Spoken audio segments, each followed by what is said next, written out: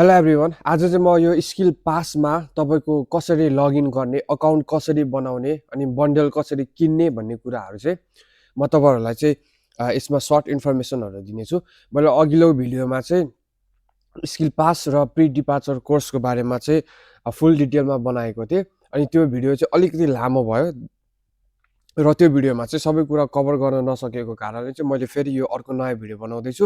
यसमा चाहिँ स्पेसली तपाईँले कसरी स्किल पासमा चाहिँ आफ्नो लगइन गर्ने, अकाउन्ट बनाउने अनि त्यसपछि चाहिँ के डकुमेन्टहरू हाल्नु पर्छ, के रिक्वायर्ड छ अनि कसरी चाहिँ किन्ने भन्ने कुराहरू म तपाईँहरूलाई सिकाउनेछु, सेयर गर्नेछु है। यो कुराहरू चाहिँ तपाईँले सुरुदेखि अन्त्यसम्म राम्रोसँग हेर्नु होला, फलो गर्नु होला, किनकि यो चाहिँ एकदमै इम्पोर्टेन्ट छ। यो अकाउन्ट भर्दाखेरि चाहिँ तपाईँको डिटेल भर्नुपर्ने एकदमै इम्पोर्टेन्ट छ है, किनकि सबै कुराहरू यही तपाईँकै अकाउन्टबाट नै हुन्छ।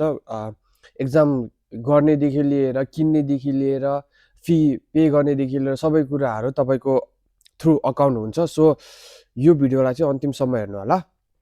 फर्स्टमा चाहिँ तपाईँहरू आफ्नो गुगलमा जानुहोस्। गुगलमा गएर क्रोममा गइसकेपछि तपाईँहरूले चाहिँ स्किल पास भनेर सर्च गर्नु होला है। स्किल पास सर्च गरिसकेपछि चाहिँ तपाईँहरूले मैले प्रिभियस भिडियोमा पनि भनेको थिएँ सेम, यो पोर्टलमा गइसकेपछि चाहिँ तपाईँहरूले लगइनमा जानुहोस्। यो लगइन एन्ड रजिस्टर यसमा गइसकेपछि चाहिँ अलरेडी यहाँ चाहिँ तपाईँको मेरो चाहिँ लगइन भएको भएर यो पेज देखाएको छ है। तपाईँहरूले चाहिँ यसमा लगइन गर्दाखेरि चाहिँ रजिस्टर भनेर देखाउँछ। सो त्यसमा चाहिँ तपाईँहरूले चाहिँ रजिस्टर गर्नुपर्ने हुन्छ। यहाँ देख्नु भएको छ है, त्यहाँ लगइनमा तपाईँले क्लिक गर्नु भएपछि यो देखिन्छ है। यो पार्ट आइसकेपछि तपाईँहरूले चाहिँ यहाँ तल जानुहोस् र रजिस्टरमा क्लिक गर्नु होला। यो रजिस्टरमा क्लिक गरिसकेपछि यो आउँछ। यसमा चाहिँ तपाईँले नन EU स्टिल एब्रोड भन्नेमा चाहिँ सेलेक्ट गर्नु होला। यदि तपाईँ माल्टाभन्दा बाहिर हुनुहुन्छ भने, मेबी तपाईँ साउदीमा होस्, कतारमा होस्, दुबईमा होस्, कुवेतमा होस् अथवा नेपालमा होस्, आउट अफ माल्टामा हुनुहुन्छ भने नन EU स्टिल एब्रोडमा सेलेक्ट गर्नु होला। त्यसपछि तपाईँको डकुमेन्ट डिटेलहरू चाहिँ भर्नुपर्ने हुन्छ। यसमा तपाईँको नाम हाल्नुहोस्, फर्स्ट नेम, लास्ट नेम, तपाईँको सरनेम हाल्नुहोस्, त्यसपछि मोबाइल नम्बर। अब यसमा चाहिँ तपाईँले ध्यान दिनुपर्ने कुरा, तपाईँ अहिले कुन चाहिँ नम्बर युज गर्दै हुनुहुन्छ त्यो कन्ट्रीको यहाँ कन्ट्री कोड छ, सिलेक्ट गर्नुहोस् अनि तपाईँको नम्बर हाल्नुहोस्। देन आफ्टर तपाईँको यहाँ जन्मदिन है, डेट अफ बर्थ हाल्नुहोस् अनि जेन्डर मेल अर फिमेल, त्यसपछि पर्सनल इमेल, तपाईँको इमेल एड्रेस हाल्नु होला अनि यहाँ पासवर्ड हाल्नुहोस् अनि यसमा पनि पासवर्ड हाल्नु होला है। सेम रिपिट पासवर्ड भनेको छ, सेम पासवर्ड तपाईँले हाल्नुहोस् अनि यो म्याचिङ हुनु पर्यो है त। अनि त्यसपछि आउँछ कन्ट्री अफ ओरिजिन, तपाईँ कुन कन्ट्रीको हो, अभियसली नेपाल है। अनि त्यसपछि छ यहाँ कन्ट्री अफ रेसिडेन्स, मैले पहिले पनि भने यदि तपाईँ साउदीमा छ भने साउदीको राख्नुहोस्, दुबईमा छ भने दुबई। अहिले हाल तपाईँ कुन चाहिँ कन्ट्रीबाट एप्लाई गर्दै हुनुहुन्छ अथवा कुन चाहिँ कन्ट्रीमा तपाईँ बस्दै हुनुहुन्छ, काम गर्दै हुनुहुन्छ, त्यो कन्ट्री चाहिँ यहाँ लेख्नु होला। देन आफ्टर यहाँ आउँछ पासवर्ड नम्बर, तपाईँको पासवर्डको नम्बर यहाँ लेख्नुहोस्। पासवर्ड डेट अफ इस्यु, कुन डेटमा चाहिँ जारी भएको थियो यहाँ लेख्नुहोस् र एक्सपायरी डेट यहाँ राख्नु होला। त्यसपछि अर्को आउँछ यहाँ पासपोर्ट स्क्यान। पासपोर्ट स्क्यानमा चाहिँ तपाईँको पासपोर्टको बायो पेजको पिक्चर चाहिँ यहाँ राख्नु होला। देन आफ्टर इङ्ग्लिस ल्याङ्ग्वेज भइहाल्यो अनि त्यसपछि यो यसमा टिक गरेर रजिस्टर गर्नु होला है। अब यो फर्म भर्दाखेरि एकदमै ध्यान दिनुपर्ने कुरा भनेको चाहिँ तपाईँको पासवर्ड नम्बरहरू जे जति तपाईँको डिटेल छ यसमा चाहिँ अलिकति केयरफुल भएर भर्नु होला, किनकि जब तपाईँले यो भर्नुहुन्छ देन आफ्टर तपाईँको यो जुन तपाईँले प्रोभाइड गर्नुभएको इन्फर्मेसन छ, तपाईँको सर्टिफिकेट आउँदाखेरि पनि यही इन्फर्मेसन त्यो सर्टिफिकेटमा आउँछ। सो तपाईँले यदि यसमा मिस्टेक गर्नुभयो भने, फर इक्जाम्पल तपाईँको पासवर्ड नम्बरमा मिस्टेक गर्नुभयो अथवा तपाईँको डेट अफ इस्युमा तपाईँले मिस्टेक गर्नुभयो, कुनै कुरामा मिस्टेक गर्नुभयो भने चाहिँ पछि गएर तपाईँको सर्टिफिकेट आउँदाखेरि चाहिँ उनीहरूले अटोमेटिक तपाईँको पासवर्ड नम्बर, तपाईँको डिटेल चाहिँ त्यो सर्टिफिकेटमा यो तपाईँले दिनुभएको इन्फर्मेसन्सबाट चाहिँ आउँछ। अनि मिस्टेक भयो भने चाहिँ, यदि फरक भयो भने चाहिँ तपाईँको पछि भिजा प्रोसेसिङमा चाहिँ एकदमै प्रब्लम आउँछ है। सो त्यही भएर चाहिँ यो फर्म भर्दाखेरि यो अकाउन्ट बनाउँदाखेरि चाहिँ राम्रोसँग फिल गरेर भर्नु होला है त। रजिस्टर भइसकेपछि चाहिँ सो यो पोर्टल चाहिँ तपाईँले देख्न सक्नुहुन्छ। अब यसमा लेखिएको छ phase 2 start date, phase 2 interview booking will open on 16 February 2026 है। अब 26 फेब्रुअरी 16बाट चाहिँ फेज 2 इन्टरभ्यू चाहिँ बुकिङ स्टार्ट हुन्छ। सो त्योभन्दा अगाडि चाहिँ तपाईँले बुकिङ गर्न पाइँदैन है, किनकि ओपनै छैन। आफ्टर 16 चाहिँ तपाईँले गर्न सक्नुहुन्छ, बुकिङ गर्न सक्नुहुन्छ है। अब यसमा लेखिएको छ फेज 1, फेज 2 अनि फुल पास है। अब यो भनेको चाहिँ तपाईँको प्रोग्रेस हो है।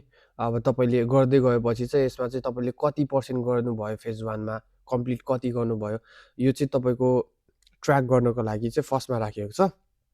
त्यसपछि आउँछ क्याटलग है। अब यहाँ क्याटलगमा चाहिँ यहाँ हेर्नु होला। अब यसमा छ getting started begin with the mandatory bundles to unlock your examination. After completions you can select sector specific templates. After that choose your occupations templates to finalise your skill pass. Sector templates locked है। Complete the mandatory bundle purchase first to unlock sector specific templates. अब यो sector specific templates भनेको छ होइन। अनि यसमा फेरि के भनेको छ भन्दाखेरि म्यान्डेटरी बन्डल चाहिँ फर्स्टमा कम्प्लिट गर, त्यसपछि मात्र तिमीले चाहिँ सेक्टर स्पेसिफिक टेम्प्लेट्स गर्न पाउँछ भनेको छ होइन। यो भनेको चाहिँ के हो भन्दाखेरि चाहिँ स्किल पासमा चाहिँ तपाईँको स्पेसिफिक सेक्टर हुन्छ। जस्तै तपाईँ अब कुक हुनुहुन्छ भने कुकको छुट्टै गर्नुपर्ने हुन्छ कोर्स है। तपाईँ हाउसकिपिङ छ भने त्यो हाउसकिपिङको पनि छुट्टै कोर्स गर्नुपर्ने हुन्छ। तपाईँ क्लिनिङ डिपार्टमेन्टमा हो भने क्लिनिङको डिपार्टमेन्टको पनि त्यो छुट्टै कोर्स हुन्छ है। हो त्यो गर्नुभन्दा अगाडि चाहिँ तपाईँले यो प्री डिपार्चर कोर्स चाहिँ म्यान्डेटरी छ भनेर चाहिँ तपाईँलाई भनेको छ। सो फर्स्टमा चाहिँ तपाईँले यो जेनरल म्यान्डेटरी बन्डल्स है, जुन चाहिँ 245 है, यसको कति कति पे गर्नुपर्छ भनेर मैले अघिल्लो प्रिभियस भिडियोमा नि भनिसकेको छु। सो तपाईँले यो चाहिँ के गर्नु पऱ्यो भन्दाखेरि पर्चेज गर्नु पऱ्यो है। फर्स्टमा गएर चाहिँ एड टु कार्ट है। यो चाहिँ एकदमै सिम्पल छ। जसरी हामीले चाहिँ अनलाइनबाट सामान पर्चेस गर्दाखेरि फर्स्टमा आइटमलाई सेलेक्ट गर्छौँ, त्यसपछि हामीले त्यो कार्टमा हामीले एड गर्छौँ, अनि कार्टमा गएर हामीले पे गर्छौँ नि त, पर्चेस गर्छौँ। अनि सेम यसमा पनि सेम प्रोसेस हो। मैले एड गरिसकेँ है। त्यसरी एड गरेपछि चाहिँ तपाईँले पे गर्न सक्नुहुन्छ। सो यहाँ देख्न सक्नुहुन्छ है, यो झोला मतलब यो कार्ड भनौँ न। त्यसपछि we can pay this one checkout है। चेकआउटमा गएपछि हेर्नु सक्नुहुन्छ तपाईँले। अब यहाँ डेबिट कार्ड क्रेडिट कार्ड भनेको छ होइन। अब तपाईँले चाहिँ यो अनलाइन पेमेन्ट गर्ने हो यसमा चाहिँ होइन। अब यदि तपाईँ नेपालबाट हुनुहुन्छ भने चाहिँ यसको लागि चाहिँ डलर कार्ड चाहिन्छ। आई थिङ्क मलाई जहाँसम्म लाग्छ नेपालको क्रेडिट कार्डले पे गर्न मिल्दैन आउटसाइड, आई थिङ्क मलाई जहाँसम्म लाग्छ। सो यसको लागि चाहिँ यदि तपाईँ एजेन्टहरूबाट गर्दै हुनुहुन्छ भने चाहिँ एजेन्टहरूले आफूले गरिदिन्छ। बट यदि तपाईँ सेल्फ गर्दै हुनुहुन्छ भने चाहिँ तपाईँको कुनै रिलेटिभ्स, तपाईँको कुनै साथीभाइहरू आउट अफ कन्ट्री हुनुहुन्छ भने चाहिँ you can request them to pay money है। अनि त्यसरी पनि तपाईँले पे गरेर चाहिँ गर्न सक्नुहुन्छ है। अनि यहाँ यसो मैले चाहिँ अब मेरो केसमा चाहिँ म पनि आउट अफ कन्ट्री हो र मैले चाहिँ यहाँको personal debit card credit card हुन्छ नि, ब्याङ्क कार्ड भनौँ न, त्यो युज गरेर पे गरेको हो। सो तपाईँ दुबई, कतार, साउदी, कुवेत जहाँ भए पनि तपाईँको ब्याङ्क कार्ड छ भने तपाईँले अनलाइनबाट चाहिँ पे गर्न मिल्छ, मजाले मिल्छ। बट अलिकति प्रब्लम भनेको नेपालमा हो। नेपालमा चाहिँ अब कोहीसँग त्यस्तो कार्ड छ अथवा तपाईँको कोही रिलेटिभ्सहरू छ भने चाहिँ you can request them for the payment है। यसरी चाहिँ तपाईँले पेमेन्ट गर्नु होला। अब तपाईँले यो पेमेन्ट गरिसकेपछि चाहिँ तपाईँको यो कोर्स चाहिँ ओपन हुन्छ है। पर्चेस गरिसकेपछि माई बन्डलमा जानु होला होइन। अनि त्यहाँ गइसकेपछि तपाईँको कोर्सहरू अभाइलेबल हुन्छ। अहिले चाहिँ मैले मेरो छैन, अहिले मैले किनेको छैन है, किनकि मेरो चाहिँ